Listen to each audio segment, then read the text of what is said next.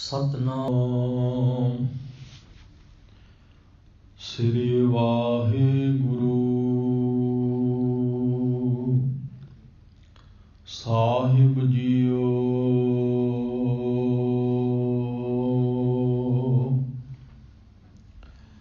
सतनाम श्री वाहिगुरु साहिब जीओ।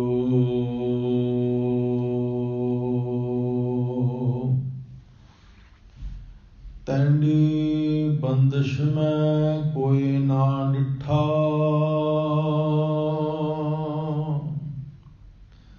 तू नानक मन भाना।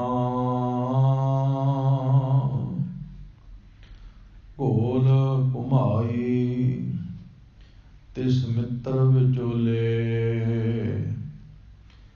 जै मिल कंत पछाणा। घोल घुमाई तिस मित्र विचोले, जै मिल कंत पछाणा।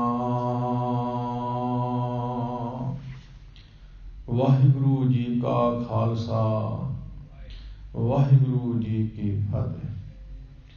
परम सन्मानयोग सतगुरु जी की साजी निवाजी गुरसिख साध संगत जीओ, बड़े भागी हो। धन धन सतगुरु साहिब श्री गुरु ग्रंथ साहिब महाराज जी दे पावन पवित्र चरनां की हाजरी भर रहे हो।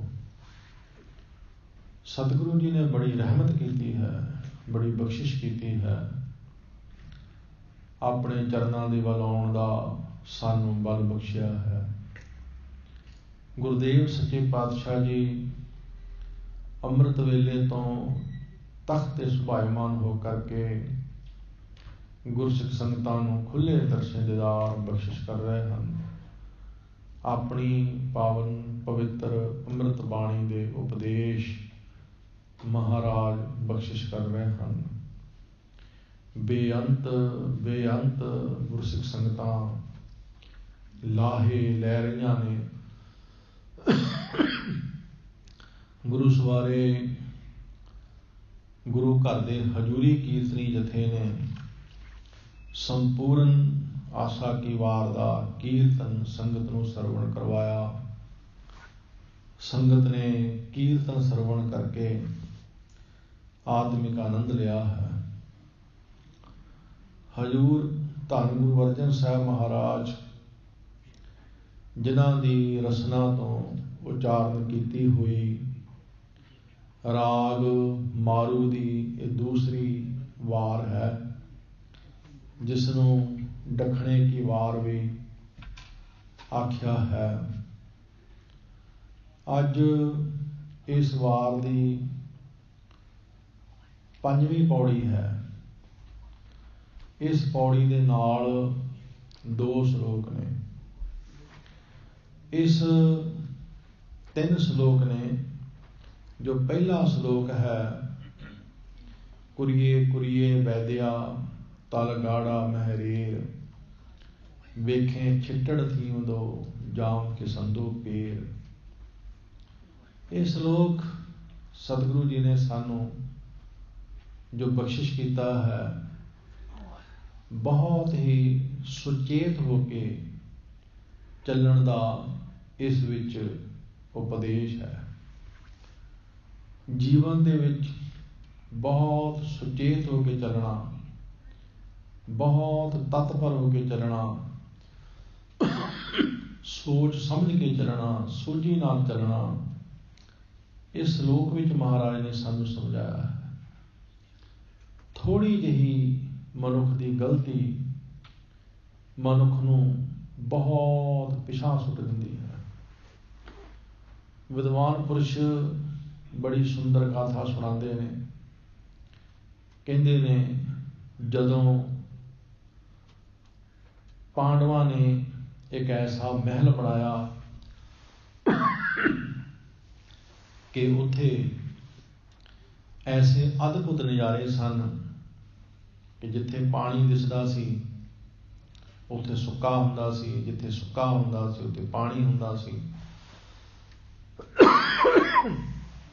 जिथे कंध लगदी सी उत्थे कंध हुंदी नहीं सी, जिथे कंध हुंदी सी उत्थे जिथे नहीं सी हुंदी उत्थे कंध हुंदी सी।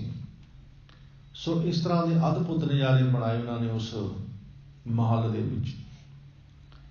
ते कहंदे ने दुर्योधन जदों गया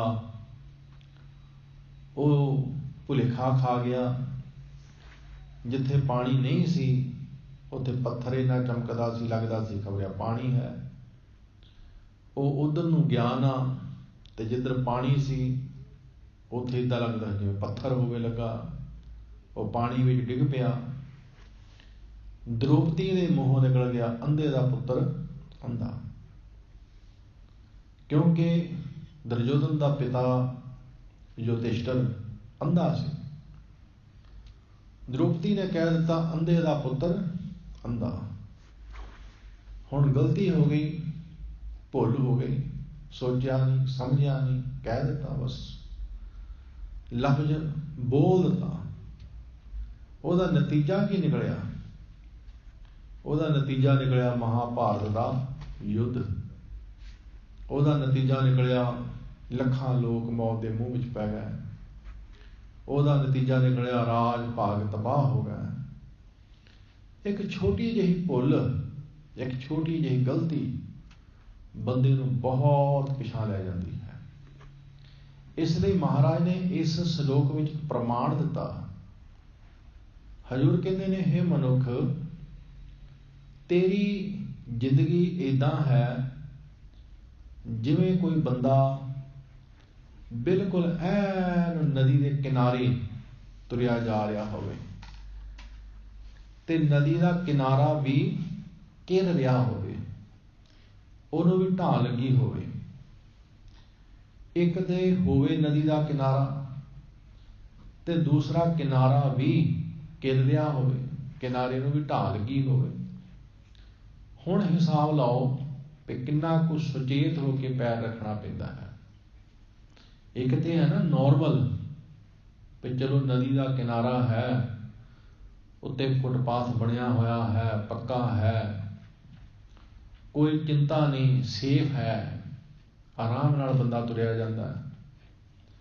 लेकिन हजूर कहते ने इत्थे ते है भी नदी का किनारा ते किनारा भी भुर रहा है, किनारा भी घिर रहा है, किनारे नूं भी ढाह लगी हुई है। वेखी, बहुत सुचेत होवी, बड़े ध्यान नाल चलनी, किते छटा पै ना जावे, किते दागी हो ना जावे, किते कलंकत हो ना जावे। कदों मनुख दे जीवन नूं धब्बा लग जाना है, कदों मनुख दा जीवन कलंकत हो जाना है, कोई पता नहीं है। इसलिए हजूर सच्चे पातशाह बाबा कबीर जी की रचना तो बख्शिश करते हैं। कहते ने कबीर गर्भ ना कीजिए, रंक ना हसीए कोय, अज हो सो नाओ समुद्र में, क्या जानो क्या होए। अजे तां बेड़ी पानी दे विच चल रही है, ठेली हुई है, हंकार ना कर। पता नहीं इसने किनारे लगना, पता नहीं लगना, माण ना कर। जिन्ना चिर बेड़ी सागर दे विच है उन्ना चिर काहदा माण जी, उन्ना चिर काहदा हंकार। ये जिंदगी का कोई हंकार नहीं है। किहड़े वेले जाके, कदों जाके किसी तो कोई भुल हो जानी है, कदों जाके किसी तो कोई इहो जिहा कदम पुट्टिया जाना कि कीते कराए ते पानी फिर जाना। इसलिए बहुत सुचेत होकर चलने की जीवन में लोड़ है। कदों मनुख के उपर काम भारू हो जाना, मनुख के मन में मैल आ जानी है, कोई पता लगना। कदों मनुख नूं क्रोध आ जाना, कोई पता नहीं। कदों मनुख का मन लोभी हो जाना, कोई पता नहीं। कदों बंदा मोह में फस जाए, कदों हंकार आ जाए, कुछ पता नहीं है। इन्हां पंजां विकारां विचों किहड़ा विकार कदों साडे अंदर सफुरत हो जाना, जाग जाना, उठ पैना, कोई पता नहीं है। दीवान नंद चंद जी होए ने गुरु गोबिंद सिंह साहब महाराज के समय। दीवान नंद चंद जी बड़े कलगीधर पातशाह जी के नेड़े रहने वाले सिख सन। दीवान का अर्थ हुंदा सी कि सारा प्रबंध वो करते सन। गुरु घर का जिन्ना प्रबंध हुंदा सी ना, सारा प्रबंध लैण देण उन्हां दे हत्थों हुंदा सी। पता नहीं किन्नियां कु संगतां दीयां भेटावां आउंदियां सी, सामभदे सन। फिर योधे सन, सूरबीर सन, भंगाणी की जंग में लड़े भी। जदों महाराज दसवें पिता जी पौंडा साहब की धरती में भाग ला रहे सन, उदों श्रीनगर के राजे फतेह चंद की लड़की का विआह सी कहलूरीए भीमचंद के पुत्र अजमेर चंद नाल। ते महाराज गुरु दसवें पिता जी ने जिहड़ा तंबोल भेजिया सी वो दीवान नंद चंद जी के कोल भेजिया सी। हुण हिसाब लाओ कि दीवान नंद चंद जी जिन्हां दे कोल सारा गुरु घर का प्रबंध है। एक तो हुंदा है ना कि एक आम सिख है जी, वो आउंदा सी, जांदा सी, दर्शन करदा सी, नहीं, पूरा प्रबंधक सी, गुरु घर का पूरा प्रबंध चलाउंदा सी। महाराज दे बड़ा नेड़े रहने वाला सिख, योधा, सूरमा, जंगा युद्धां विच हिस्सा लैण वाला सिख दीवान नंद चंद। लेकिन एक छोटी जी गलती ने दीवान नंद चंद नूं खत्म कर दिता। गलती उहदे कोलों की हुई? एक उदासी महात्मा सन, उन्होंने श्री गुरु ग्रंथ साहिब का स्वरूप लिखिया। अगे सिख हथ नाल गुरु ग्रंथ साहिब का स्वरूप लिखते होंदे सी, क्योंकि छापे नहीं सी हुंदे, प्यार नाल बाणी लिखनी उन्होंने। उदासी महात्मा ने श्री गुरु ग्रंथ साहिब जी का स्वरूप लिखिया। उन्होंने मन में आया कि क्यों ना इस स्वरूप के उपर मैं गुरु दसवें पातशाह जी की सही पवा लवां, गुरु दसवें पातशाह जी के दस्तखत करवा लवां, साइन करवा लवां। मैं उन्होंने प्रमाण हो जाएगी मेरी सेवा। हुंदा ही है ना भी, मेरी सेवा प्रमाण हो जाएगी।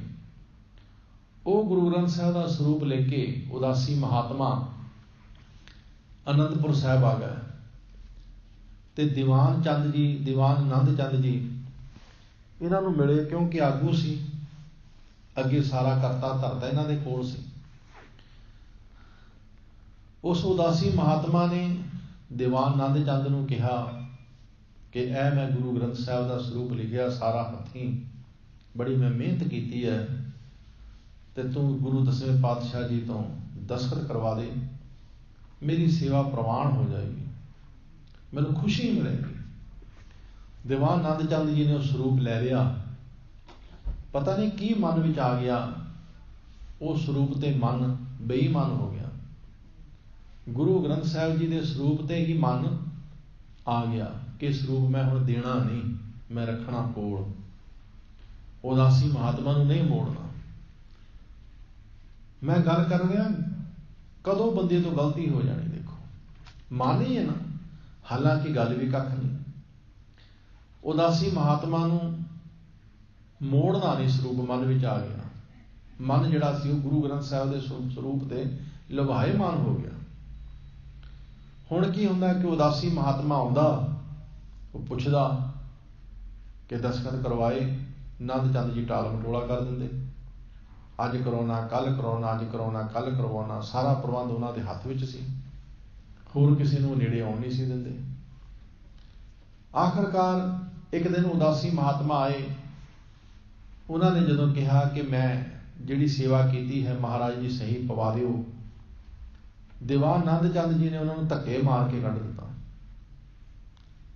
उन्हां नाल बड़ा बुरा वरताव किया। उदासी महात्मा बड़े दुखी होए कि आ चंगी हुई। एक दिन की होया, महाराज दसवें पातशाह जी गुरु गोबिंद सिंह साहब शिकार खेडण वास्ते महाराज निकले, अगों महात्मा जी आ गया, उदासी महात्मा वो अगों आ गया।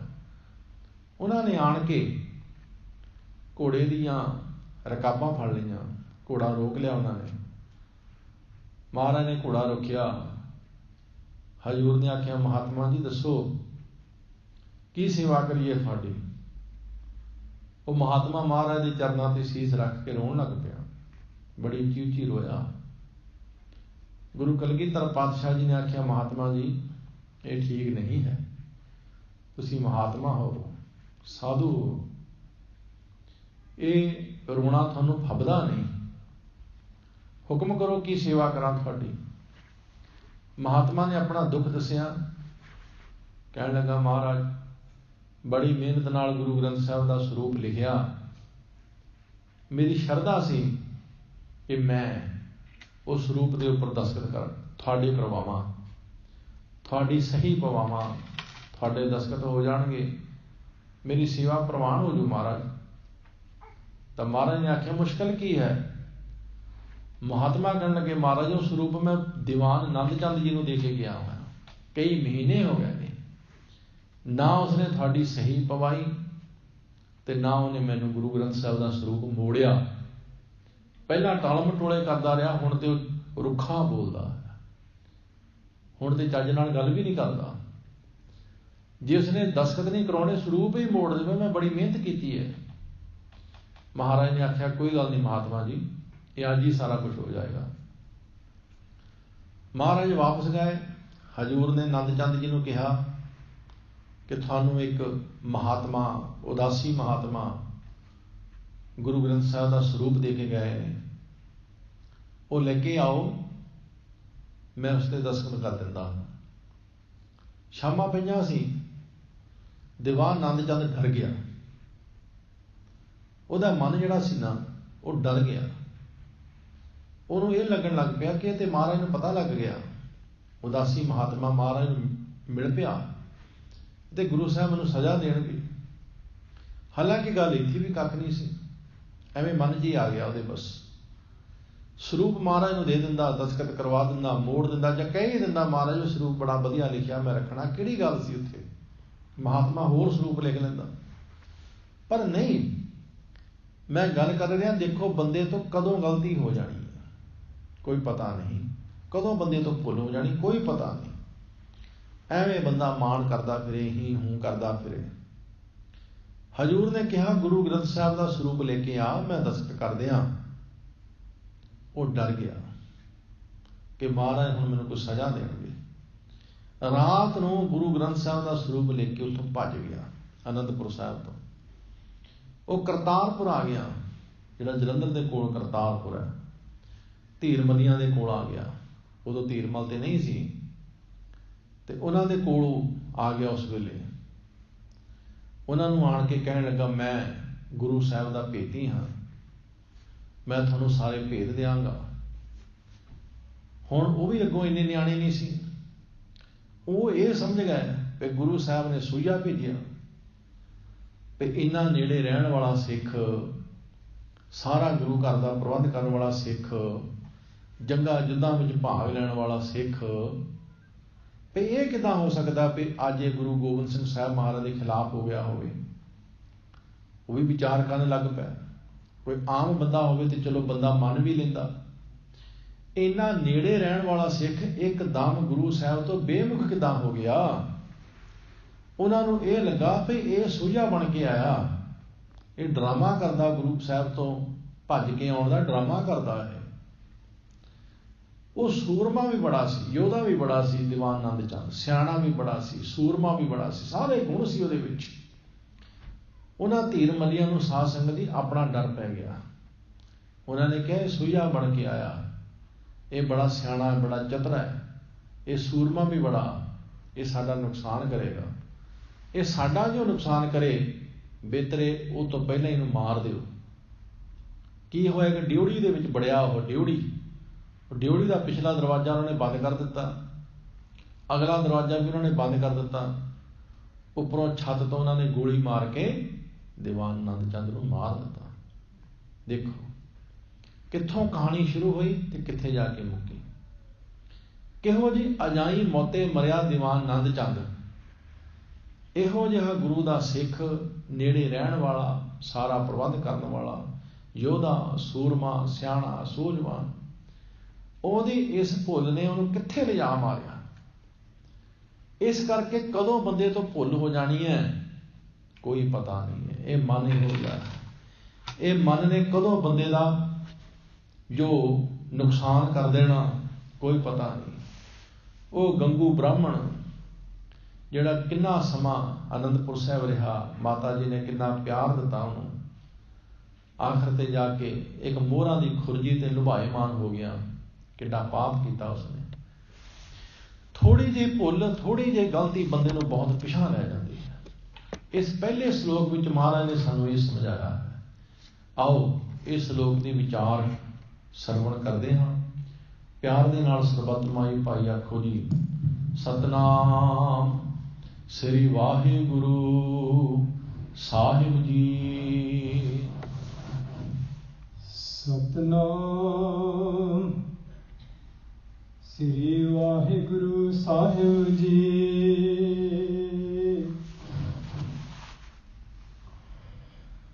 ਸਤਨਾਮ ਸ੍ਰੀ ਵਾਹਿਗੁਰੂ ਜੀ। ਦੱਖਣੇ ਮਹੱਲਾ ਪੰਜਵਾ। ਕੁਰੀਏ ਕੁਰੀਏ ਵੈਦਿਆ, ਤਲ ਗਾੜਾ ਮਹਿਰੇਰ। ਕੁਰੀਏ ਕੁਰੀਏ ਦਾ ਅਰਥ ਹੁੰਦਾ ਹੈ ਕਿਨਾਰੇ ਕਿਨਾਰੇ, ਕੰਢੇ ਕੰਢੇ। ਵੈਦਿਆ ਦਾ ਅਰਥ ਹੁੰਦਾ ਚੱਲਣਾ।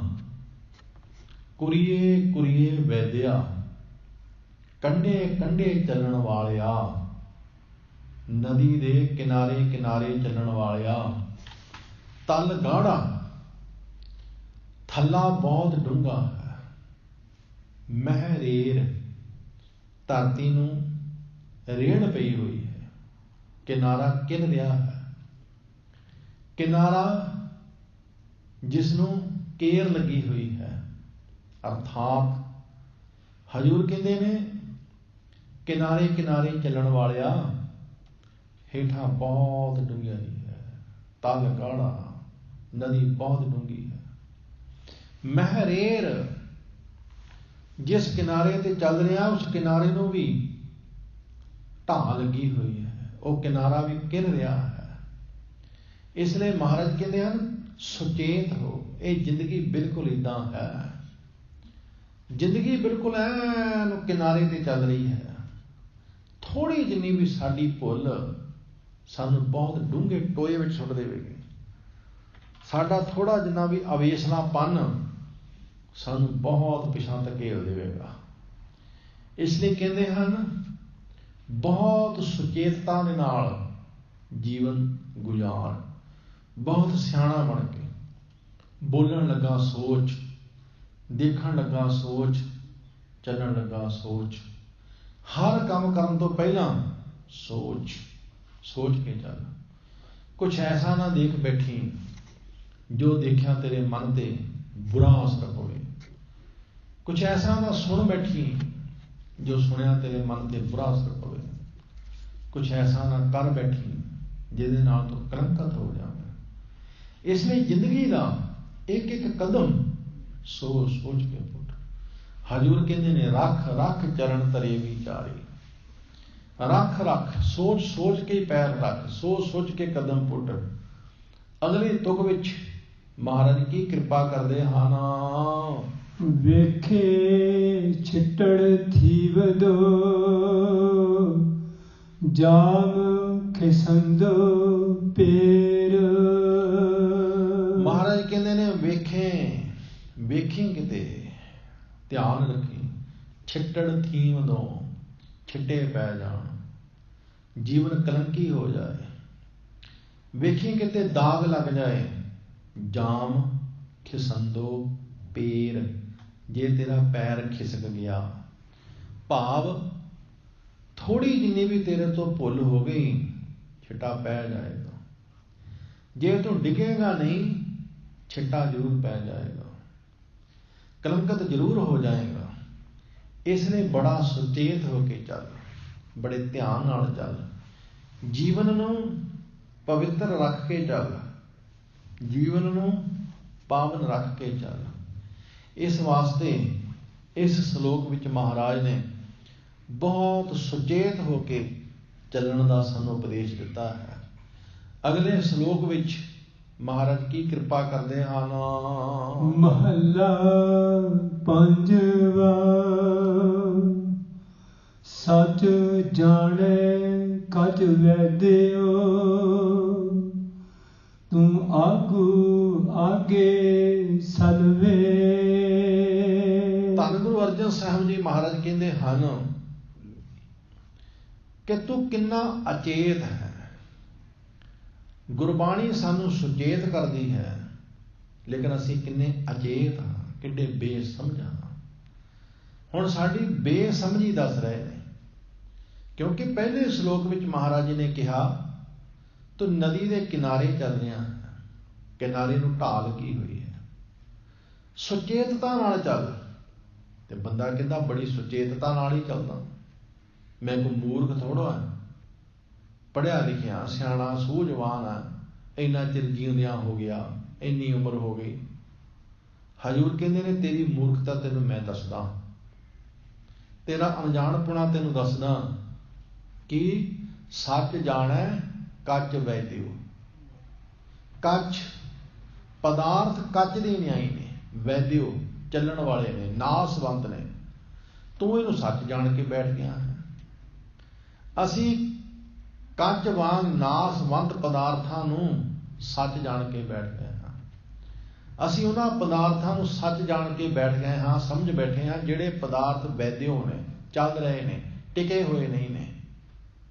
ਅਸੀਂ ਉਹਨੂੰ ਸੱਚ ਜਾਣ ਕੇ ਬੈਠ ਗਏ ਹਾਂ। ਅਸੀਂ ਸੋਚਦੇ ਹਾਂ ਇਹ ਸੋਨਾ ਸੱਚ ਹੈ, ਇਹ ਸੋਨਾ ਪੈਦਾ ਹੋ ਗਿਆ ਹੈ, ਬਸ ਹੁਣ ਇਹਨੇ ਖਤਮ ਨਹੀਂ ਹੋਣਾ। ਅਸੀਂ ਇਹ ਨਹੀਂ ਸੋਚਦੇ ਕਿ ਸੋਨਾ ਮਿੱਟੀ ਵਿੱਚੋਂ ਨਿਕਲਿਆ ਹੈ, ਇਹਨੇ ਆਖਰ ਤੇ ਮਿੱਟੀ ਹੀ ਹੋ ਜਾਣਾ ਹੈ। ਅਸੀਂ ਸੋਚਦੇ ਹਾਂ ਮੇਰੀ ਜਾਇਦਾਦ ਮੇਰੇ ਕਾਬੂ ਵਿੱਚ ਆ ਗਈ ਹੈ, ਮੇਰੇ ਨਾਂ ਹੋ ਗਈ ਹੈ, ਰਜਿਸਟਰੀ ਹੋ ਗਈ ਹੈ, ਹੁਣ ਇਹ ਕਿਤੇ ਨਹੀਂ ਜਾਣੀ।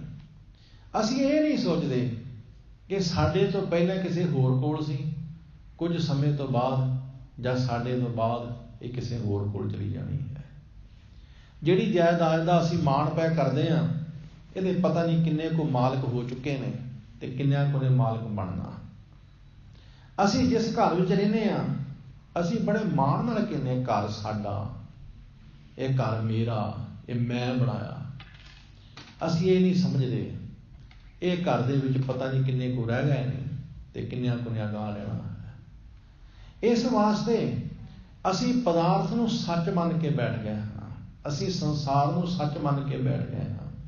ਕੱਲ ਵੀ ਇਸ ਸੰਬੰਧੀ ਬਚਨ ਆਏ ਸਨ ਧੰਨ ਗੁਰੂ ਅਰਜਨ ਦੇਵ ਸੱਚੇ ਪਾਤਸ਼ਾਹ ਜੀ ਦੇ। ਮਹਾਰਾਜ ਨੇ ਕਿਹਾ ਸੀ ਏਕ ਰੈਣ ਕੇ ਪਾਹਨ ਤੁਮ ਆਏ, ਬਹੁ ਜੁਗਾਸ ਵਧਾਏ, ਗ੍ਰਹਿ ਮੰਦਰ ਸੰਪੈ ਜੋ ਦਿਸੈ, ਜਿਉ ਤਰਵਰ ਕੀ ਛਾਏ। ਸਾਹਿਬ ਕਹਿੰਦੇ ਨੇ ਸਾਰਾ ਕੁਝ ਇੱਕ ਰੁੱਖ ਦੀ ਛਾਂ ਹੈ, ਇੱਕ ਰੁੱਖ ਦੀ ਛਾਂ। ਤਨ ਮੇਰਾ ਸੰਪੈ ਸਭ ਮੇਰੀ, ਬਾਗ ਬਿਰਖ ਸਭ ਜਾਏ, ਦੇਵਨਹਾਰਾ ਬਿਸਰੋ ਠਾਕੁਰ ਖਿਨਮੈ ਹੋਤ ਪਰਾਏ। ਅਸੀਂ ਉਸ ਦਾਤਾਰ ਪ੍ਰਮਾਤਮਾ ਨੂੰ ਭੁਲਾ ਦਿੱਤਾ ਤੇ ਅਸੀਂ ਇਹਨਾਂ ਪਦਾਰਥਾਂ ਦੇ ਨਾਲ ਹੀ ਤੇਹ ਸਨੇਹ ਲਾ ਲਿਆ, ਇਹਨਾਂ ਪਦਾਰਥਾਂ ਨਾਲ ਹੀ ਚਿੱਤ ਜੋੜ ਲਿਆ। ਸਤਿਗੁਰੂ ਕਹਿੰਦੇ ਨੇ ਇਹ ਸਭ ਕੱਚ ਨੇ ਹੈ, ਇਹ ਕੱਚ ਹੈ। ਅੱਗੇ ਮਹਾਰਾਜ ਜੀ ਦੋ ਪ੍ਰਮਾਣ ਦਿੰਦੇ ਨੇ, ਇਹ ਪਦਾਰਥ ਕਿਵੇਂ ਨੇ, ਕਿਸ ਤਰ੍ਹਾਂ ਕੱਚੇ ਨੇ, ਉਹਦੇ ਵਾਸਤੇ ਦੋ ਪ੍ਰਮਾਣ ਮਹਾਰਾਜ ਨੇ ਫਿਰ ਦਿੱਤੇ ਨੇ। ਕੀ ਕਿਰਪਾ ਕਰਦੇ ਹਨ। ਪਲ ਗਾੜਾ ਮਹਿਰੇਰ, ਅਗਲੀ ਤੁਕ ਵੇਖੇ ਛਿੱਟੜ ਥੀਮ ਦੋ, ਜਾਮ ਖਿਸੰਦੋ ਪੇਰ। ਇਹਦੇ ਤੋਂ ਅਗਲਾ ਸ਼ਲੋਕ ਤੇ ਉਹਦੀ ਤੁਕ ਅਗਲੀ। ਮਹੱਲਾ ਪੰਜਵਾਂ। ਸੱਚ ਜਾਣੈ ਕਛ ਵੈਦਿਆ, ਤੂੰ ਆਗੂ ਆਗੇ ਸਲਵੇ, ਨਾਨਕ ਆਤਸੜੀ ਮੰਝ ਨੈਣੂ, ਵਿਆਹ ਟਲ ਪੱਬਣ ਜਿਉ ਜੁਮਿਓ। ਮਹਾਰਾਜ ਕਹਿੰਦੇ ਨੇ ਤੂੰ ਆਗੂ ਆਗੇ ਸਲਵੇ, ਤੂੰ ਅੱਗੇ ਤੇ ਅੱਗੇ ਵਧੀ ਜਾਣਾ, ਹੋਰ ਜੋੜੀ ਜਾਣਾ, ਹੋਰ ਧਨ ਦੌਲਤ ਇਕੱਠਾ ਕਰੀ ਜਾਣਾ। ਇਹ ਏਦਾਂ ਨਾਸਵੰਤ ਨੇ। ਨਾਨਕ ਆਤਸ਼ੜੀ ਮੰਝ ਨੈਣੂ, ਆਤਸ਼ੜੀ ਕਹਿੰਦੇ ਨੇ ਅੱਗ ਨੂੰ, ਆਤਿਸ਼। ਨੈਣੂ ਕਹਿੰਦੇ ਨੇ ਮੱਖਣ ਨੂੰ। ਹਜ਼ੂਰ ਕਹਿੰਦੇ ਨੇ ਤੁਸੀਂ ਅੱਗ ਵਿੱਚ ਮੱਖਣ ਪਾ ਦਿਓ ਤੇ ਮੱਖਣ ਖਤਮ ਹੋ ਜਾਂਦਾ ਹੈ, ਮੱਖਣ ਦੀ ਹੋਂਦ ਹੀ ਖਤਮ ਹੋ ਜਾਂਦੀ ਹੈ। ਦੂਜਾ ਪ੍ਰਮਾਣ ਮਹਾਰਾਜ ਨੇ ਦਿੱਤਾ ਵਿਆਹ। ਦੂਜਾ, ਜਿਸ ਤਰ੍ਹਾਂ ਅਸੀਂ ਕਹਿ ਦਈਏ ਦੂਜੀ ਗੱਲ, ਢਾਲ ਪੱਬਣ ਜਿਉਂ ਜੁੰਮਿਓ। ਪੱਬਣ ਕਹਿੰਦੇ ਹਨ ਚੁਪੱਤੀ ਨੂੰ। ਅਸੀਂ ਪਿੰਡਾਂ ਦੇ ਵਿੱਚ ਦੇਖਿਆ ਹੋਵੇਗਾ, ਹੁਣ ਦੇ ਛੱਪੜ ਪੂਰੀ ਦਿੱਤੇ ਨੇ, ਪਹਿਲਾਂ ਛੱਪੜ ਹੁੰਦੇ ਸੀ ਪਿੰਡਾਂ ਦੇ ਵਿੱਚ, ਤੇ ਉਹਨਾਂ ਛੱਪੜਾਂ ਦੇ ਵਿੱਚ ਚੁਪੱਤੀਆਂ ਹੁੰਦੀਆਂ ਸੀ ਚਿੱਟੇ ਰੰਗ ਦੀਆਂ, ਉਹਨੂੰ ਕੌਲ ਫੁੱਲ ਵੀ ਕਹਿ ਦਿੰਦੇ ਹੁੰਦੇ ਸੀ। ਤੇ ਕੀ ਹੁੰਦਾ ਸੀ, ਜਦੋਂ ਛੱਪੜ ਦਾ ਪਾਣੀ ਸੁੱਕ ਜਾਂਦਾ ਸੀ ਨਾ, ਤੇ ਉਹ ਵਿਚਾਰੀ ਚੁਪੱਤੀ ਵਿੱਚ ਹੀ ਡਿੱਗ ਜਾਂਦੀ ਸੀ ਤੇ ਚਿੱਕੜ ਦੇ ਵਿੱਚ ਹੀ ਗਲ ਸੜ ਜਾਂਦੀ ਸੀ। ਮਹਾਰਾਜ ਕਹਿੰਦੇ ਨੇ ਪਦਾਰਥ ਬਿਲਕੁਲ ਇੱਦਾਂ ਨੇ। ਇਹ ਪਦਾਰਥ ਇਹਨਾਂ ਦੀ ਹੋਂਦ ਇੰਨੀ ਕੁ ਹੈ ਜਿੰਨੀ ਕੁ ਹੋਂਦ ਅੱਗ ਵਿੱਚ ਪਾਏ ਹੋਏ ਮੱਖਣ ਦੀ ਹੈ। ਹੁਣ ਅੱਗ ਵਿੱਚ ਮੱਖਣ ਸੁੱਟ ਦਈਏ, ਚਲੋ 2-4 ਮਿੰਟ ਹੋ ਸਕਦਾ ਸਾਨੂੰ ਦਿਸੇ, ਪਰ ਆਖਰ ਤੇ ਉਹ ਸਾੜ ਹੀ ਜਾਣਾ ਨਾ, ਖਤਮ ਹੀ ਹੋ ਜਾਣਾ। ਉਹ ਚੁਪੱਤੀ ਸਾਨੂੰ ਦਿਸਦੀ ਹੈ ਉਹਨਾਂ ਚਿਰ ਜਿੰਨਾ ਚਿਰ ਤਲਾਬ ਵਿੱਚ ਪਾਣੀ ਹੈ, ਤੇ ਜਦੋਂ ਤਲਾਬ ਵਿੱਚ ਪਾਣੀ ਸੁੱਕ ਗਿਆ, ਉਹ ਚੁਪੱਤੀ ਵੀ ਚੱਕੜ ਦੇ ਵਿੱਚ ਡਿੱਗ ਜਾਣੀ ਹੈ, ਉਹਦੇ ਵਿੱਚ ਹੀ ਗਲ ਸੜ ਜਾਣੀ ਹੈ। ਸਤਿਗੁਰੂ ਕਹਿੰਦੇ ਨੇ ਇਹ ਪਦਾਰਥਾਂ ਦੀ ਹਾਲਤ ਵੀ ਬਿਲਕੁਲ ਇੱਦਾਂ ਹੈ। ਇਹ ਵੀ ਬਿਲਕੁਲ ਕੱਚੇ ਨੇ, ਇਹ ਵੀ ਬਿਲਕੁਲ ਨਾਸਵੰਤ ਨੇ। ਤੂੰ ਆਗੂ ਆਗੇ ਸਲਵੇ, ਤੂੰ ਹੋਰ ਅਗਾਂਹ ਦੇ ਅਗਾਂਹ ਵਧੀ ਜਾਂਦਾ ਹੈ। ਤੂੰ ਇਹਨਾਂ ਪਦਾਰਥਾਂ ਦੇ ਮਗਰ ਪਿਆ ਹੋਇਆ ਹੋਰ ਅਗਾਂਹ ਦੇ ਅਗਾਂਹ ਵਧੀ ਜਾਂਦਾ। ਇਹਨਾਂ ਦੀ ਹੋਂਦ ਇੰਨੀ ਕੁ ਹੈ। ਇਸ ਸੰਬੰਧੀ ਹਜ਼ੂਰ ਨੇ ਕਈ ਪ੍ਰਮਾਣ ਬਾਣੀ ਵਿੱਚ ਮਹਾਰਾਜ ਨੇ ਦਿੱਤੇ ਨੇ। ਇੱਕ ਪ੍ਰਮਾਣ ਸਾਹਿਬ ਨੇ ਦਿੱਤਾ, ਕਹਿਣ ਲੱਗੇ ਇਹ ਸਾਡੇ ਪਦਾਰਥ ਜੋ ਕੁਝ ਵੀ ਸਾਡੇ ਕੋਲ ਹੈ, ਸਾਡਾ ਧਨ ਦੌਲਤ ਮਾਇਆ ਜੋ ਵੀ, ਸਾਹਿਬ ਕਹਿੰਦੇ ਨੇ ਸਾਡੇ ਕੋਲੇ ਪਤਾ ਕਿਵੇਂ ਨੇ। ਉਹਦਾ ਪ੍ਰਮਾਣ ਕੀ ਦਿੱਤਾ ਹਜ਼ੂਰ ਨੇ, ਕਹਿੰਦੇ ਨੇ ਜਿਉਂ ਬਿਗਾਰੀ ਕੈ ਸਿਰ ਦੀਜਹਿ ਦਾਮ, ਉਹ ਖਸਮਿਆ ਕਹਿ ਗ੍ਰਹਿ ਉਹਨ ਦੂਖ ਸਹਾ। ਇਹਨੂੰ ਸਮਝਣ ਵਾਸਤੇ ਆਪਾਂ ਇੱਕ ਛੋਟੀ ਜਿਹੀ ਉਦਾਹਰਨ ਲੈ ਲੈਂਦੇ ਹਾਂ। ਆਪਾਂ ਜਦੋਂ ਇੰਡੀਆ ਜਾਂਦੇ ਹਾਂ, ਏਅਰਪੋਰਟ ਤੇ ਜਦੋਂ ਉਤਰਦੇ ਹਾਂ, ਉੱਥੇ ਉਹ ਜਿਹੜੇ ਹੁੰਦੇ ਨੇ ਕੰਮ ਕਰਨ ਵਾਲੇ, ਉਹ ਕੀ ਕਰਦੇ ਨੇ, ਉਹ ਬਿਨਾਂ ਵਜ੍ਹਾ ਐਵੇਂ ਟੈਚੀ ਖਿੱਚੀ ਜਾਣਗੇ ਸਾਡੇ। ਉਹਨਾਂ ਨੂੰ ਇਹ ਹੁੰਦਾ ਵੀ ਚਲੋ ਜਿਹੜਾ ਕੋਈ 150 ਦੇਣਗੇ ਉਹੀ ਸੀ। ਹੁਣ ਉਹ ਸਾਡਾ ਟੈਚੀ ਖਿੱਚੀ ਜਾਂਦੇ ਨੇ, ਉਹਨਾਂ ਦਾ ਹੱਕ ਨਹੀਂ ਹੈ ਵੀ ਸਾਡੇ ਤੋਂ ਕੁਛ ਲੈਣ। ਉਹਨਾਂ ਦਾ ਕੰਮ ਹੈ ਜਿਹੜਾ ਉੱਥੇ ਲੋੜਵੰਦ ਉਹਦੀ ਮਦਦ ਕਰਨ, ਕਿਉਂਕਿ ਉਹਨਾਂ ਨੂੰ ਤਨਖਾਹ ਮਿਲਦੀ ਉਸ ਕੰਮ ਦੀ। ਲੇਕਿਨ ਉਹ ਫਿਰ ਵੀ ਇਸ ਲਾਲਚ ਨਾਲ ਅਗਲੇ ਦਾ ਟੈਚੀ ਖਿੱਚੀ ਫਿਰਦੇ ਨੇ। ਚੰਗੇ ਭਲੇ ਬੰਦੇ ਨੂੰ ਟੈਚੀ ਹੱਥੋਂ ਖੋਈ ਜਾਣਗੇ ਕਿ ਇਹ ਕੁਛ ਨਾ ਕੁਛ ਦੇਵੇਗਾ। ਹੁਣ ਉਹਦੀ ਮਰਜ਼ੀ ਹੈ ਦੇਵੇ ਨਾ ਦੇਵੇ, ਉਹਨੂੰ ਕਹਿੰਦੇ ਨੇ ਬਿਗਾਰੀ, ਵਿਗਾਰ ਕੱਢਣੀ। ਕੋਈ ਕੁਲੀ ਸਿਰ ਤੇ ਟੈਚੀ ਚੁੱਕ ਕੇ ਲਿਜਾਂਦਾ, ਤੁਸੀਂ ਇੰਡੀਆ ਦੇ ਵਿੱਚ ਦੇਖੋ ਕਦੇ, ਉੱਥੇ ਕੁਲੀ ਹੁੰਦੇ ਨੇ ਪਲੇਟਫਾਰਮਾਂ ਤੇ, ਜਿੱਥੇ ਗੱਡੀ ਰੁਕਦੀ ਹੈ ਰੇਲ ਗੱਡੀ, ਉਹ ਟੈਚੀ ਸਿਰ ਤੇ ਚੁੱਕ ਕੇ ਲੈ ਕੇ ਜਾਂਦੇ ਨੇ। ਉਹਨਾਂ ਨੂੰ ਹੁੰਦਾ ਵੀ ਚੱਲ ਕੁਛ ਨਾ ਕੁਛ ਦੇਵੇਗਾ। ਉਹਨਾਂ ਦੀ ਫਿਕਸ ਕੋਈ ਪੇਮੈਂਟ ਨਹੀਂ ਹੁੰਦੀ, ਕੋਈ ਕੀਮਤ ਨਹੀਂ ਹੁੰਦੀ, ਕੋਈ ਉਹਨਾਂ ਨੇ ਪੈਸੇ ਫਿਕਸ ਨਹੀਂ ਕੀਤੇ ਹੁੰਦੇ ਕਿ ਇੰਨੇ ਲੈਣੇ ਨੇ। ਉਹ ਤੁਹਾਡੀ ਮਰਜ਼ੀ ਹੁੰਦੀ ਹੈ, ਤੁਸੀਂ ਨਾ ਵੀ ਦਿਓ, ਵਿਚਾਰੇ ਕੁਛ ਕਰ ਨਹੀਂ ਸਕਦੇ। ਹੁਣ ਉਹ ਟੈਚੀ ਚੁੱਕ ਕੇ ਲੈ ਜਾ ਰਹੇ ਨੇ। ਟੈਚੀ ਵਿੱਚ ਹੀਰੇ ਵੀ ਹੋ ਸਕਦੇ ਨੇ, ਟੈਚੀ ਵਿੱਚ ਮੋਤੀ ਵੀ ਹੋ ਸਕਦੇ ਨੇ, ਟੈਚੀ ਵਿੱਚ ਨੋਟ ਵੀ ਹੋ ਸਕਦੇ ਨੇ। ਪਤਾ ਨਹੀਂ ਕਿੰਨਾ ਕੁ ਕੀਮਤੀ ਟੈਚੀ ਹੈ, ਉਹ ਵਿਚਾਰੇ ਚੁੱਕੀ ਦੀ ਜਾ ਰਹੇ ਨੇ। ਤੇ ਸਤਿਗੁਰੂ ਕਹਿੰਦੇ ਨੇ ਉਹ ਇਹ ਸਮਝ ਬੈਠੇ ਵੀ ਇਹ ਟੈਚੀ ਹੁਣ ਮੇਰਾ ਹੈ, ਉਹਦਾ ਨਹੀਂ ਹੈ। ਐਵੇਂ ਭਰਮ ਪਾਲ ਲਿਆ ਉਸਨੇ। ਤੁਸੀਂ ਉਹਨੂੰ ਉਹਦੀ ਮਿਹਨਤ ਦੇ ਦਿਓ ਤਾਂ ਵੀ ਠੀਕ, ਨਾ ਦਿੱਤੀ ਤਾਂ ਵੀ ਵਿਚਾਰਾ ਤੁਹਾਡਾ ਕੁਛ ਨਹੀਂ ਕਰ ਸਕਦਾ। ਉਹ ਜੇ ਉਹਨੂੰ ਤੁਸੀਂ ਕੁਛ ਵੀ ਨਾ ਦਿਓ ਤੇ ਉਹ ਜਿਹੜਾ ਸਿਰ ਤੇ ਉਹਨੇ ਟੈਚੀ ਚੁੱਕਿਆ ਉਹ ਤੇ ਤੁਹਾਡੇ ਘਰ ਚਲਾ ਜਾਣਾ, ਉਹਦੇ ਪੱਲੇ ਕੀ ਪੈਣਾ, ਦੁੱਖ, ਕੁਛ ਵੀ ਨਹੀਂ। ਆਹ ਤੁਸੀਂ ਹੁਣ ਕਈ ਵਾਰ ਆਮ ਵੀ ਗੱਲਾਂ ਦੇ ਵਿੱਚ ਕਹਿ ਦਿੰਦੇ ਹੋ ਵੀ ਕਿੱਥੇ ਗਿਆ ਸੀ, ਐਵੇਂ ਯਾਰ ਫਲਾਣੇ ਦੀ ਵਿਗਾਰ ਕੱਢਣ ਗਿਆ ਸੀ। ਵਿਗਾਰ ਦਾ ਮਤਲਬ ਕੀ ਹੋ ਗਿਆ ਵੀ ਕਿਸੇ ਨੇ ਕੰਮ ਕਹਿ ਦਿੱਤਾ ਸੀ, ਉਹ ਮੈਨੂੰ ਕਰਨਾ ਪਿਆ, ਪਰ ਮੈਨੂੰ ਉਹਦਾ ਕੋਈ ਫਾਇਦਾ ਨਹੀਂ ਹੋਇਆ, ਉਹਨੂੰ ਵਿਗਾਰ ਕਹਿੰਦੇ ਨੇ। ਵਿਗਾਰ ਦਾ ਅਰਥ ਹੁੰਦਾ ਕਿ ਕਿਸੇ ਦਾ ਸਵਾਰੀਏ ਪਰ ਸਾਨੂੰ ਕੋਈ ਫਾਇਦਾ ਨਾ ਹੋਵੇ, ਉਹਨੂੰ ਵਿਗਾਰ ਕਹਿੰਦੇ ਨੇ। ਮਹਾਰਾਜ ਨੂੰ ਪ੍ਰਮਾਣ ਇੱਥੇ ਦਿੰਦੇ ਨੇ, ਕਹਿਣਗੇ ਜੋ ਬਿਗਾਰੀ ਕੈ ਸਿਰ ਦੀਜੈ ਦਾਮ, ਉਹ ਖਸਮੈ ਕਹਿ ਗ੍ਰਹਿ ਉਹਨ ਦੁਖ ਸਹਾਮ। ਦੂਸਰਾ ਪ੍ਰਮਾਣ ਮਹਾਰਾਜ ਦਿੰਦੇ ਹਨ, ਜਿਉ ਸੁਪਨੈ ਹੋਏ ਬੈਸਤ ਰਾਜਾ, ਨੇਤਰ ਪਸਾਰੇ ਤਾਂ ਨਿਰਾਤ ਕਰ। ਕੋਈ ਭਿਖਾਰੀ ਰਾਤ ਨੂੰ ਸੁੱਤਾ ਪਿਆ, ਉਹ ਰਾਜਾ ਬਣ ਜਾਵੇ, ਸੁਪਨੇ ਵਿੱਚ ਰਾਜਾ ਬਣ ਜਾਵੇ ਤੇ ਬੜਾ ਖੁਸ਼, ਲਓ ਮੈਂ ਰਾਜਾ ਬਣ ਗਿਆ, ਬੜਾ ਖੁਸ਼, ਮੈਂ ਰਾਜਾ ਬਣ ਗਿਆ। ਤੇ ਜਦੋਂ ਅੱਖ ਖੁੱਲਦੀ ਫਿਰ ਪਤਾ ਲੱਗਦਾ ਰਾਜਾ ਨਹੀਂ ਸੱਜਣਾ, ਤੂੰ ਭਿਖਾਰੀ ਹੈ। ਉਹ ਤੇ ਸਿਰਫ ਇੱਕ ਤੇਰੇ ਅੰਦਰ ਦੀ ਸੁਰਤ ਦਾ ਹੀ ਕ੍ਰਿਸ਼ਮਾ ਸੀ, ਤੇਰੀ ਸੋਚ ਦਾ ਕ੍ਰਿਸ਼ਮਾ ਸੀ। ਤੂੰ ਸਾਰਾ ਦਿਨ ਸੋਚੀ ਜਾਂਦਾ ਸੀ ਮੈਂ ਕਿਤੇ ਰਾਜਾ ਬਣ ਜਾ, ਰਾਜਾ ਬਣ ਜਾ, ਸੁਪਨਾ ਆ ਗਿਆ। ਕਈ ਲੋਕ ਸੁਪਨਿਆਂ ਨੂੰ ਸੱਚ ਸਮਝ ਲੈਂਦੇ ਨੇ। कि मैनू जी फलाना सुपना आया। सुपने दे विच कोई सच्चाई नहीं हुंदी। सुपने का संबंध हुंदा साडी सोच नाल। जो असीं दिने सोचते हाँ वो सुपना बन के आउंदा। बस जे चंगा सोचते हैं तो चंगा सुपना आउंदा, माड़ा सोचते हैं तो माड़ा सुपना आउंदा। जे धार्मिक साडे ख्याल ने तो धार्मिक सुपने आउंदे ने, जे बुरे ख्याल ने तो बुरे सुपने आउंदे ने। सतगुरु कहते हैं भिखारी कोई सुपने में राजा बन जाए वो राजा नहीं हुंदा। फिर महाराज ने एक होर प्रमाण दिता, कहने लगे जो राखा खेत उपर पराए, खेत खसम का राखा उठ जाए। हुण खेत का राखा उन्होंने तो रखिया होया, अगले ने दिहाड़ी ते भी तू राखी करनी है, तेन शाम को 150 रुपया दे देंगा, तो वह ये समझ लवे खबरे खेत ही मेरा, ये जमीन ही मेरी है। वो जमीन नहीं है, वो तेन भरम पाल लिया उसने, वो खेत उसका नहीं, वो फसल उसकी नहीं। महाराज कहते ने ज्यों राखा खेत उपर पराए, खेत खसम का राखा उठ जाए। उस खेत कारण राखा कड़ै, तिसकै पालिया कछु ना पड़ै। असीं ते रखवाले हाँ, असीं माया दे रखवाले हाँ, असीं पदार्थां दे रखवाले हाँ। रब ने सानू ये सब कासे दे रखवाले बनाया होया। असीं साम साम के रखते हैं, हर चीज़ साम साम के रखते हैं, असीं ते रखवाले हैं। लेकिन है कि सानू भरम पै गया खबरे साडा ही है सारा कुछ। रब ने तो सानू सारे पदार्थों के रखवाले बनाया भी चल भी सोना पशु नहीं साम सकता तू साम ला, भी चल हीरे मोती बंदा नहीं साम पशु नहीं साम सकता तू साम ला, आ पैसा धन दौलत जायदादा पशु दे साम नहीं सकता तू साम ला, तू राखी कर। असीं तो रखवाले हाँ, लेकिन असीं रखवालिया ने भरम पालिया नहीं साडा है। इसलिए महाराज ने संबंधी कई प्रमाण बाणी विच दिते ने। बिरख की छाया स्यों रंग लावै, वो बिनसै वो मन पछतावै। कोई रुख की छां नूं अपनी समझ बैठे भी रुख की छां मेरी है, ये किते जा ही नहीं सकती। सतगुरु कहते हैं समय के लिहाज नाल वो रुख की छां बिनस जाती है, फिर पल्ले पछतावा कि पैंदा, कहता मैं एवें कब्जा करके बैठा सी, वो तो है ही नहीं सी। सतगुरु कहते हैं सारा कुछ इसे तरह ही है। इत्थे धन गुरु अर्जन देव सच्चे पातशाह जी सानू यही समझाते हैं, कहते ने सच जाणै कच वैद्यो तू आगू आगे सलवे, नानक आत छड़ी मंज नैणू, ब्याह टल पब्बण जो जुम्यो। तीसरे श्लोक विच महाराज की कृपा करते हैं। महला पंजवा भोरे भोरे रूहड़े से वेदे आलक।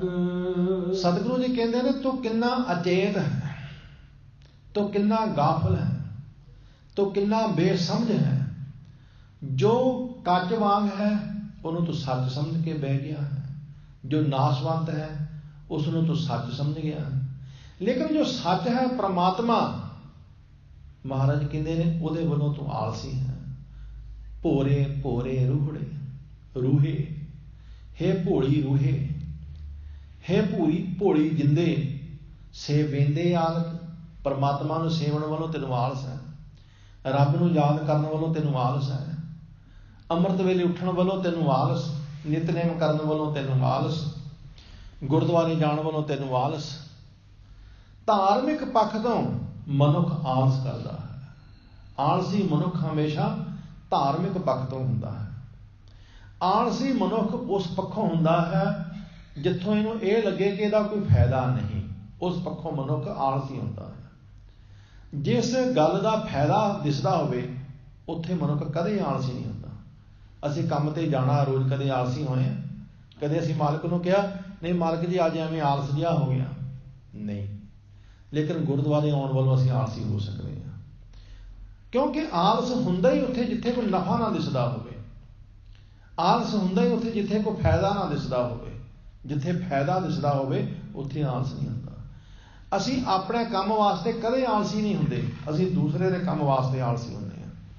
सानू कोई बंदा दूसरा कह दे भी मेरा फलाना काम कर दे, असीं कोई नहीं मैं कल नूं करदा, मैं परसों नूं करदा, ते साडा अपना काम होवे असीं अगले दे घर 50-50 गेड़े मारदे, चल यार। बंदा हमेशा आलसी हुंदा ही उत्थे जिथे अपने आप नूं कोई नफा ना दिसदा होवे। धर्म की दुनिया विच बंदा क्यों आलसी है? क्योंकि धर्म की दुनिया विच बंदे नूं लगदा कि एवें वाधू जिही है, एवें वाधू जिहा काम है, गुरुद्वारे जाना एवें वाधू जिहा ही है, नितनेम करना एवें वाधू जिहा ही है, सिमरन करना ये एवें वाधू जिहा ही है। इहनूं एवें वाधू जिहा समझदा है, इहदा फायदा फूदा नहीं कोई हैगा। ਇਹ ਤੇ ਐਵੇਂ ਹੁਣ ਚਲੋ ਸ਼ਰਮੋ ਸ਼ਰਮੀ ਕਰਮੋ ਕਰਮੀ ਕਰਨਾ ਪੈਂਦਾ, ਫਾਇਦਾ ਨਹੀਂ ਹੈਗਾ। ਉਹ ਤਾਂ ਕਰਕੇ ਆਲਸੀ ਹੈ, ਉਹ ਤਾਂ ਕਰਕੇ ਆਲਸੀ ਹੈ ਵੀ ਨਿਤਨੇਮ ਕਰਨ ਦਾ ਫਾਇਦਾ ਨਹੀਂ ਕੋਈ ਹੈਗਾ, ਤੇ ਐਵੇਂ ਚਲੋ ਹੁਣ ਕਰਨਾ ਪੈਂਦਾ ਤਾਂ ਕਰਕੇ ਆਲਸੀ ਹੈ। ਸਤ ਸੰਗਤ ਕਰਨ ਦਾ ਕੋਈ ਫਾਇਦਾ ਨਹੀਂ, ਕਰਨੀ ਪੈਂਦੀ ਤਾਂ ਆਲਸੀ ਹੈ। ਬੰਦਾ ਉਸ ਕੰਮ ਵੱਲੋਂ ਆਲਸੀ ਹੈ ਜਿਸ ਕੰਮ ਦਾ ਫਾਇਦਾ ਨਹੀਂ ਸਮਝਦਾ। ਜਦੋਂ ਉਹਨੂੰ ਪਤਾ ਲੱਗ ਜਾਏ ਕਿ ਇਹਦਾ ਕੋਈ ਮੁੱਲ ਹੈ, ਇਹਦਾ ਕੋਈ ਮੈਨੂੰ ਫਾਇਦਾ ਹੈ, ਇਹਦਾ ਕੋਈ ਮੈਨੂੰ ਨਫਾ ਹੈ, ਫਿਰ ਕਦੇ ਆਲਸੀ ਨਹੀਂ ਹੁੰਦਾ। ਇਸ ਲਈ ਮਨੁੱਖ ਝੂਠੇ ਪਦਾਰਥ ਇਕੱਠੇ ਕਰਨ ਵੱਲੋਂ ਕਦੇ ਆਲਸੀ ਨਹੀਂ ਹੈ, ਲੇਕਿਨ ਮਨੁੱਖ ਧਰਮ ਦੀ ਦੁਨੀਆ ਵਿੱਚ ਮਹਾ ਆਲਸੀ ਹੈ। ਸਤਿਗੁਰੂ ਕਹਿੰਦੇ ਨੇ ਤੂੰ ਇੰਨਾ ਭੋਲਾ ਹੈ, ਭੋਲੇ ਭੋਰੇ ਭੋਰੇ ਰੂਹੜੇ ਸੇ ਵੇਂਦੇ ਆਲਕ, ਹੇ ਭੋਲੀ ਰੂਹੇ, ਹੇ ਭੋਲੀ ਜਿੰਦੇ, ਪਰਮਾਤਮਾ ਨੂੰ ਸੇਵਨ ਵੱਲੋਂ ਤੂੰ ਬਹੁਤ ਆਲਸ ਕਰਦੀ ਹੈ, ਰੱਬ ਦੇ ਪਾਸਿਓਂ ਤੂੰ ਬਹੁਤ ਆਲਸੀ ਹੈ। ਧੰਨ ਗੁਰੂ ਅਰਜਨ ਸਾਹਿਬ ਕਹਿੰਦੇ ਨੇ ਚੰਗਿਆਈ ਆਲਕ ਕਰੇ, ਬੁਰਿਆਈ ਹੋਏ ਸ਼ੇਰ। ਝੂਠ ਬੋਲਣਾ ਹੋਵੇ ਕੋਈ ਆਲਸ ਨਹੀਂ, ਕਿਸੇ ਨਾਲ ਬੇਈਮਾਨੀ ਕਰਨੀ ਹੋਵੇ ਕੋਈ ਆਲਸ ਨਹੀਂ, ਕੋਈ ਬੁਰਾ ਕਰਮ ਕਰਨਾ ਹੋਵੇ ਕੋਈ ਆਲਸ ਨਹੀਂ, ਕਿਸੇ ਦਾ ਕਤਲ ਕਰਨਾ ਹੋਵੇ ਕੋਈ ਆਲਸ ਨਹੀਂ। ਸਾਹਿਬ ਕਹਿੰਦੇ ਨੇ ਚੰਗਿਆਈ ਆਲਕ ਕਰੇ, ਬੁਰਿਆਈ ਹੋਏ ਸ਼ੇਰ, ਨਾਨਕ ਅੱਜ ਕੱਲ੍ਹ ਆਪਸੀ ਗਾਫਲ ਫਾਈ ਪੇਰ। ਧੰਨ ਗੁਰੂ ਅਰਜਨ ਸਾਹਿਬ ਜੀ ਮਹਾਰਾਜ ਇਸ ਤਰ੍ਹਾਂ ਕਿਰਪਾ ਕਰਦੇ ਹਨ। ਮੁੱਦਤ ਪਈ ਚਿਰਾਣੀਆਂ, ਫਿਰ ਕੱਢੂ ਆਵੇ ਰੁੱਤ।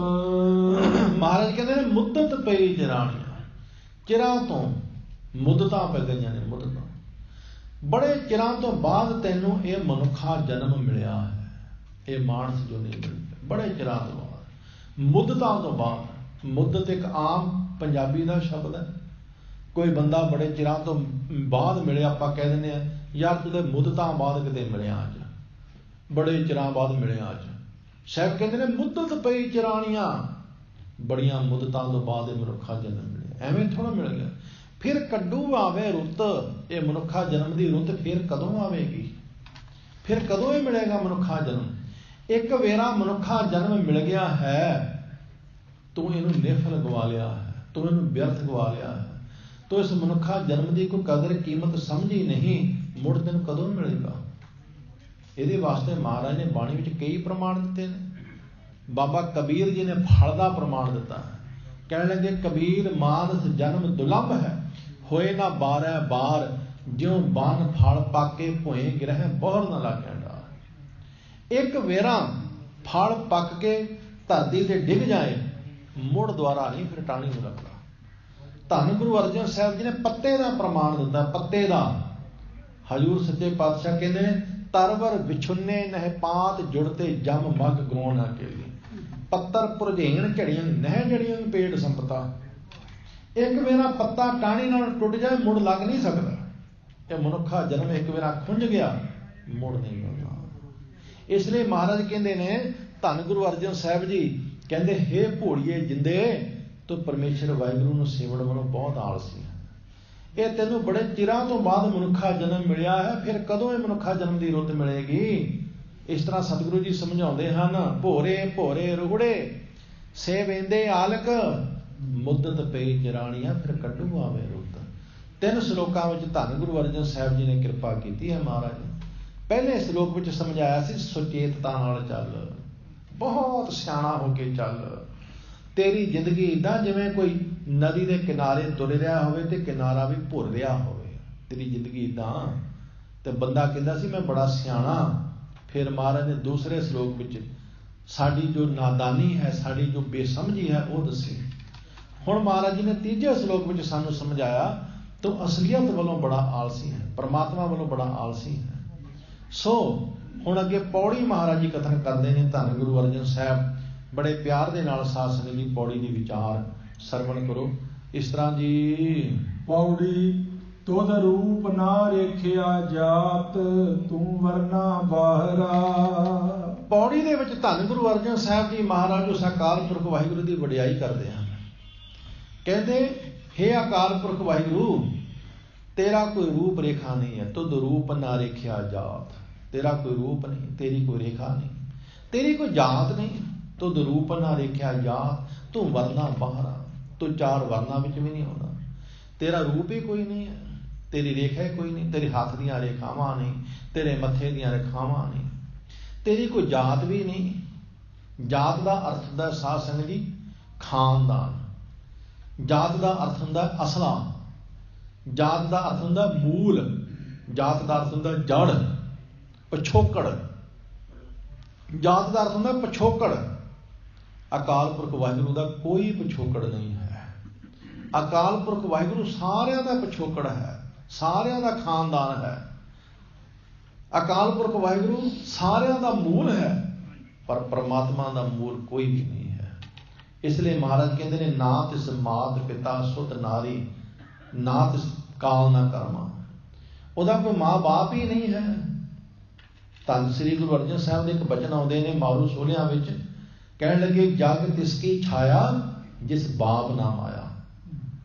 ये संसार उसकी छां है जिहदा ना कोई बाप ते ना जिहदी मां। परमात्मा की कोई मां नहीं, परमात्मा का कोई बाप नहीं। जग तिसकी छाया जिस बाप ना माया, ना तिस भैन ना भराओ कमाया। ना उसकी कोई भैन है, ना उसका कोई भरा है। असीं जाप साहब दे विच भी पढ़दे ना, ना सत्र है, ना मित्र है, ना तात है, ना मत है, ना जात है, ना पत है, निरसाकं शरीक है, अमितो अमीक है, कुछ भी नहीं है। इसलिए परमात्मा की कोई जात नहीं, उसका कोई रूप नहीं, कोई वर्ण नहीं, वो किसी ब्राह्मण नहीं, कोई खत्तरी नहीं। कोई ब्राह्मण मान करे कि मैं रब नूं पा लवणा, कोई खत्तरी मान करे ना। हजूर कहते हैं परमात्मा का कोई वर्ण नहीं है। इस तरह कृपा करते हैं। ये मानस जाने दूर तू वरतै जाहरा। कहते ने हे वाहिगुरू तू ते जहर वरतदा है, तू ते प्रतख है। लेकिन ये मानस कहते ने तू दूर है, ये जानते ने तू दूर है। किते लोग रब नूं दूर समझदे करके बुराइयां करते हैं ना। धन गुरु अर्जन साहब का एक बचन आउंदा राग भैरव दे विच, बड़े ध्यान दे नाल कदे पढ़ियो। कहण लगे निकट बुझै सो बुरा क्यों करे। कहण लगे जे रब नूं बंदा नेड़े समझ लवे फिर बुराई किवें करे। जे असीं ये समझ लईए कि रब नेड़े है, रब सानूं देखदा, फिर असीं झूठ किवें बोलांगे जी। जे सानूं विश्वास हो जावे रब साडे नेड़े है, रब साडा सारा कुछ सुणदा देखदा, फिर असीं किसी नाल बेईमानी किद्दां करांगे। असीं सिर्फ कहने हो रब ते देखदा, असीं दूसरे नूं कह दिंदे आ ओ रब ते देखदा, मतलब कि तू मेरे नाल बेईमानी ना कर। ते जदों तू अगले नाल बेईमानी करदा की गल, फिर उदों नहीं रब देखदा। बंदा कहंदा नहीं जदों मैं बेईमानी करदा, किसी नाल झूठ बोलदा, कोई बुराई करदा, उदों रब नहीं देखदा। जदों कोई दूसरा मेरे नाल करदा ना फिर रब देखदा। बंदे दी हालत आ है। साहब कहंदे ने निकट बुझै सो बुरा क्यों करै, बिख संचै नित डरदा फिरै। है निकटे अन भेद ना पाया, बिन सतगुर सब मोही माया। नेड़ै नेड़ै सबको कहे, गुरमुख भेद विरला को लहै। फिर साहब कहते हैं निकट ना देखै पार ग्रह जाए। परमात्मा नूं नेड़े नहीं देखदा, इसलिए चोरी करन दी नीयत नाल दूसरे दे घर वाल तकदा, दूसरे दे सुख देख के दुखी हुंदा। कहंदा इहदे कोल चंगी कार क्यों है, मेरे कोल चाहीदी सी। इहदे कोल इन्नी जायदाद क्यों, मेरे कोल चाहीदी सी। दूसरे दे सुख देख के झूठदा। निकट ना देखै पर ग्रह जाए, दर बिहरै मिथ्या कर खाए। पई ठगौरी हर संग ना जानिया, बाज गुरु है परम भुलानिया। फिर महाराज कहते निकट ना जानै बोलै कूड़। रब नूं कोल नहीं जानदा करके ही झूठ बोलदा है। जे समझ में रब नेड़े है, मैं झूठ बोलांगा, रब मेरे नेड़े मैनूं सजा देगा, फिर झूठ क्यों बोलेगा। कहते नहीं समझदा रब नूं तां ही झूठ बोलदा। निकट ना जानै बोलै कूड़, माया मोह मूठा है मूड़। अंतर वस्त दिसंतर जाए, बाज गुरु है परम भुलाए। इत्थे धन गुरु अर्जन देव सच्चे पातशाह जी सानूं किन्ना वधिया उपदेश दिंदे ने। कहंदे ने हे अकाल पुरख वाहिगुरू तेरा कोई रूप नहीं, तेरा कोई रेखा नहीं, तेरा कोई वर्ण नहीं, तेरी कोई जात नहीं। ये सब कुछ ना होण करके ही ये लोग तैनूं अपने तो दूर समझते हैं। पर तू है जहार, तू है प्रतख, तुद रूप ना रेख्या जात, तू वरना बाहरा। ये मानस जाने दूर, तू वरतै जहारा। कैसा कैसी विडंबना है, कैसा आश्चर्य बात है। क्योंकि जिहदा कोई रूप ही नहीं, जिहदी कोई रेखा ही नहीं, जिहदा कोई कोड़मा ही नहीं, ये तो पक्का कि उन्होंने असीं समझांगे वो तो है ही नहीं। पर हजूर कहते हैं वो तो ज़ाहर है, वो तो प्रतख है, वो तो सामने है। ਇਸ ਤਰ੍ਹਾਂ ਧੰਨ ਗੁਰੂ ਅਰਜਨ ਸਾਹਿਬ ਜੀ ਕਿਰਪਾ ਕਰਕੇ ਸਮਝਾਉਂਦੇ ਹਨ। ਤੂੰ ਸਭ ਘਟ ਭੋਗੈ ਆਪ, ਤੁਧ ਲੇਪ ਨਾ ਲਾਹਰਾ। ਹਜੂਰ ਕਹਿੰਦੇ ਨੇ ਤੂੰ ਸਾਰੇ ਹਿਰਦਿਆਂ ਨੂੰ ਮਾਣ ਰਿਹਾ ਹੈ, ਸਾਰਿਆਂ ਦੇ ਅੰਦਰ ਤੂੰ ਹੀ ਬੈਠਾ ਹੈ, ਪਰ ਤੈਨੂੰ ਕੋਈ ਲੇਪ ਨਹੀਂ ਹੈ, ਤੇਰੇ ਤੇ ਕੋਈ ਕਿਸੇ ਤਰ੍ਹਾਂ ਦਾ ਦੋਸ਼ ਨਹੀਂ ਹੈ। ਕੈਸੀ ਵਿਡੰਬਨਾ ਹੈ, ਕੈਸਾ ਅਜੀਬ ਕੌਤਕ ਹੈ। ਕੋਈ ਚੰਗਾ ਕੰਮ ਕਰਦਾ ਹੈ, ਕੌਣ ਕਹਿੰਦਾ ਹੈ ਕਿ ਰੱਬ ਨੇ ਕੀਤਾ? ਸਰੋਪਾ ਬੰਦੇ ਦੇ ਗਲ ਪੈਂਦਾ ਹੈ, ਮਾਣ ਬੰਦੇ ਨੂੰ ਮਿਲਦਾ ਹੈ, ਹਾਰ ਬੰਦੇ ਦੇ ਗਲ ਵਿੱਚ ਪੈਂਦੇ ਨੇ, ਨਾਮਣਾ ਬੰਦੇ ਦਾ ਹੁੰਦਾ ਹੈ। ਕੋਈ ਚੰਗਾ ਕੰਮ ਕਰੇ, ਕੋਈ ਦਾਨ ਕਰੇ, ਫਰਜ਼ ਕਰ ਲਓ ਕਿਸੇ ਨੇ ਕਿਤੇ ਦਾਨ ਕੀਤਾ, ਉੱਥੇ ਇਹ ਥੋੜ੍ਹਾ ਲਿਖਿਆ ਜਾਂਦਾ ਰੱਬ ਨੇ ਇੰਨਾ ਦਾਨ ਕੀਤਾ। ਕਿਹਦਾ ਨਾਂ ਲਿਖਿਆ ਜਾਂਦਾ ਜੀ? ਬੰਦੇ ਦਾ ਨਾਂ ਲਿਖਿਆ ਜਾਂਦਾ, ਫਲਾਣੇ ਨੇ ਕੀਤਾ। ਜਦੋਂ ਕਿ ਚੰਗਾ ਕੰਮ ਕਰਦਾ ਸਰੋਪਾ ਕਿਹਨੂੰ ਮਿਲਦਾ? ਇਹ ਥੋੜ੍ਹਾ ਕਿਹਾ ਜਾਂਦਾ ਕਿ ਹੁਣ ਰੱਬ ਆਣ ਕੇ ਸਰੋਪਾ ਲੈ ਲਵੇ, ਉਹਨੇ ਕੰਮ ਬੜਾ ਚੰਗਾ ਕੀਤਾ। ਉੱਥੇ ਬੰਦੇ ਦਾ ਨਾਂ ਲਿਆ ਜਾਂਦਾ ਕਿ ਫਲਾਣੇ ਨੇ ਜੀ ਆਹ ਬੜਾ ਵਧੀਆ ਕੰਮ ਕੀਤਾ, ਉਹਨੂੰ ਸਰੋਪਾ ਦਿੱਤਾ ਜਾਂਦਾ। ਤੇ ਜੇ ਕੋਈ ਮਾੜਾ ਕਰੇ ਤੇ ਫਿਰ ਰੱਬ ਨੂੰ ਥੋੜ੍ਹਾ ਕੋਈ ਦੋਸ਼ੀ ਕਹਿੰਦਾ, ਸਜ਼ਾ ਵੀ ਫਿਰ ਬੰਦੇ ਨੂੰ ਮਿਲਦੀ ਹੈ, ਫਿਰ ਬੰਦੇ ਨੂੰ ਸਜ਼ਾ ਮਿਲਦੀ ਹੈ। ਚਾਹੇ ਸਜ਼ਾਏ ਮੌਤ ਮਿਲਦੀ ਹੈ, ਚਾਹੇ ਕੈਦ ਮਿਲਦੀ, ਕੁਛ ਵੀ ਹੈ, ਉਹ ਸਜ਼ਾ ਵੀ ਬੰਦੇ ਨੂੰ ਮਿਲਦੀ ਹੈ। ਸਤਿਗੁਰੂ ਕਹਿੰਦੇ ਨੇ, ਹੇ ਵਾਹਿਗੁਰੂ ਤੇਰੀ ਕੈਸੀ ਅਡੰਬਨਾ ਹੈ, ਕੈਸੀ ਅਜੀਬ ਤੇਰੇ ਕੌਤਕ ਨੇ। ਤੇਰਾ ਕੋਈ ਰੂਪ ਨਹੀਂ, ਤੇਰੀ ਕੋਈ ਰੇਖਾ ਨਹੀਂ, ਕੋਈ ਜਾਤ ਨਹੀਂ, ਇਸੇ ਕਰਕੇ ਲੋਕ ਤੈਨੂੰ ਦੂਰ ਸਮਝੀ ਬੈਠੇ ਨੇ, ਤੂੰ ਨੇੜੇ ਹੈ। ਫਿਰ ਤੂੰ ਸਾਰਿਆਂ ਦੇ ਅੰਦਰ ਵਰਤਦਾ ਹੈ, ਲੇਕਿਨ ਤੈਨੂੰ ਲੇਪ ਕੋਈ ਨਹੀਂ ਲੱਗਦਾ, ਤੇਰੇ ਤੇ ਦੋਸ਼ ਕੋਈ ਨਹੀਂ ਆਉਂਦਾ। ਤੂੰ ਪਾਪ ਪੁੰਨ ਤੋਂ ਨਿਰਲੇਪ ਹੈ, ਨਹੀਂ ਲੇਪ ਤਿਸ ਪੁੰਨ ਨਾ ਪਾਪ, ਨਾਨਕਾ ਪ੍ਰਭ ਆਪੇ ਆਪ। ਇਸ ਤਰ੍ਹਾਂ ਮਹਾਰਾਜ ਕਿਰਪਾ ਕਰਦੇ ਹਨ। ਤੂੰ ਪੁਰਖ ਆਨੰਦੀ ਅਨੰਤ, ਸਭ ਜੋਤ ਸਮਾਹਰਾ। ਕਹਿੰਦੇ ਨੇ ਹੇ ਵਾਹਿਗੁਰੂ ਤੂੰ ਪੁਰਖ ਹੈ, ਕਿਉਂਕਿ ਬਾਕੀ ਸਭ ਅਸੀਂ ਇਸਤਰੀਆਂ ਰੂਪ ਹਾਂ, ਅਸੀਂ ਸਭ ਔਰਤਾਂ ਰੂਪ ਹਾਂ। ਧੰਨ ਗੁਰੂ ਅਰਜਨ ਸਾਹਿਬ ਦੇ ਬਚਨ ਨੇ, ਠਾਕੁਰ ਏਕ ਸਬਾਈ ਨਾਰ, ਇਸ ਜਗ ਮੈਂ ਪੁਰਖ ਏਕ ਹੈ, ਹੋਰ ਸਗਲੀ ਨਾਰ ਸਬਾਈ। ਅਸੀਂ ਸਭ ਇਸਤਰੀਆਂ ਰੂਪ ਹਾਂ। ਹਜ਼ੂਰ ਕਹਿੰਦੇ ਨੇ ਤੂੰ ਪੁਰਖ ਹੈ, ਤੂੰ ਆਨੰਦੀ ਹੈ, ਤੇਰੇ ਵਿੱਚ ਆਨੰਦ ਹੀ ਆਨੰਦ ਹੈ, ਤੂੰ ਆਨੰਦ ਵਿੱਚ ਰਹਿੰਦਾ ਹੈ, ਤੂੰ ਅਨੰਤ ਹੈ, ਤੂੰ ਸਾਰਿਆਂ ਦੇ ਵਿੱਚ ਸਮਾ ਰਿਹਾ ਹੈ, ਇੱਕ ਰਸ ਸਾਰਿਆਂ ਦੇ ਵਿੱਚ ਹੀ ਵਾਹਿਗੁਰੂ ਤੂੰ ਵਰਤ ਰਿਹਾ ਹੈ। ਇਸ ਤਰ੍ਹਾਂ ਕਿਰਪਾ ਕਰਦੇ ਹਨ। ਤੂੰ ਸਭ ਦੇਵਾ ਮੈਂ ਦੇਵ, ਵਿਧਾਤੇ ਨਰਹਰਾ। ਕਹਿਣ ਲੱਗੇ ਹੇ ਸਿਰਜਣਹਾਰ, ਹੇ ਨਰਹਰ, ਸਭ ਜੀਵਾਂ ਦੇ ਮਾਲਕ ਪਰਮੇਸ਼ਰ ਵਾਹਿਗੁਰੂ, ਸਭ ਦੇਵਾਂ ਮੈਂ ਦੇਵ, ਤੂੰ ਸਭ ਦੇਵਤਿਆਂ ਵਿੱਚ ਦੇਵਤਾ ਹੈ। ਕੋਈ ਵੀ ਦੇਵਤਾ ਤੇਰੀ ਬਰਾਬਰੀ ਨਹੀਂ ਕਰ ਸਕਦਾ। ਇਸੇ ਕਰਕੇ ਸਿੱਖ ਕਿਸੇ ਦੇਵਤੇ ਦਾ ਪੁਜਾਰੀ ਨਹੀਂ, ਕਿਸੇ ਦੇਵਤੇ ਦਾ ਪੁਜਾਰੀ ਨਹੀਂ ਹੈ। ਸਿੱਖ ਉਸ ਅਕਾਲ ਪੁਰਖ ਵਾਹਿਗੁਰੂ ਦਾ ਪੁਜਾਰੀ ਹੈ। ਸਾਫ ਸ਼ਬਦਾਂ ਵਿੱਚ ਮਹਾਰਾਜ ਨੇ ਗੁਰਬਾਣੀ ਵਿੱਚ ਲਿਖਿਆ ਹੋਇਆ, ਕਹਿਣ ਲੱਗੇ ਦੇਵੀ ਦੇਵਾ ਪੂਜੀਏ ਭਾਈ, ਕਿਆ ਮੰਗੋ ਕਿਆ ਦੇ, ਪਾਹਣ ਨੀਰ ਪਖਾਲੀਏ ਭਾਈ, ਜਲ ਮੈਂ ਬੁੱਢਾ ਤੇ। ਸਤਿਗੁਰੂ ਸੱਚੇ ਪਾਤਸ਼ਾਹ ਬਾਬਾ ਨਾਮਦੇਵ ਜੀ ਬੜਾ ਸਪਸ਼ਟ ਫੈਸਲਾ ਸੁਣਾਉਂਦੇ ਨੇ। ਭਗਤ ਨਾਮਦੇਵ ਜੀ ਕਹਿੰਦੇ ਨੇ, ਹਾਂ ਤੋਂ ਏਕ ਰਮਈਆ ਲਹਿਓ, ਆਨ ਦੇਵ ਬਦਲਾਵਨ ਦਹਿ।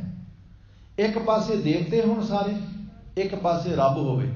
ਭਗਤ ਜੀ ਕਹਿੰਦੇ ਨੇ ਮੈਂ ਦੇਵਤੇ ਛੱਡ ਦਿਆਂਗਾ, ਮੈਂ ਕਹਾਂਗਾ ਮੈਨੂੰ ਇੱਕ ਰੱਬ ਚਾਹੀਦਾ, ਮੈਨੂੰ 33 ਕਰੋੜ ਦੇਵਤੇ ਨਹੀਂ ਚਾਹੀਦੇ, ਮੈਨੂੰ 33 ਕਰੋੜ ਦੇਵਤੇ ਨਹੀਂ ਚਾਹੀਦੇ, ਮੈਨੂੰ ਇੱਕ ਰੱਬ ਚਾਹੀਦਾ ਬਸ। ਸਿੱਖ ਅਕਾਲ ਪੁਰਖ ਦਾ ਪੁਜਾਰੀ ਹੈ। ਇਸੇ ਕਰਕੇ ਇੱਥੇ ਧੰਨ ਗੁਰੂ ਅਰਜਨ ਸਾਹਿਬ ਕਹਿੰਦੇ ਨੇ, ਹੇ ਵਾਹਿਗੁਰੂ ਤੂੰ ਦੇਵਤਿਆਂ ਵਿੱਚੋਂ ਦੇਵਤਾ ਹੈ।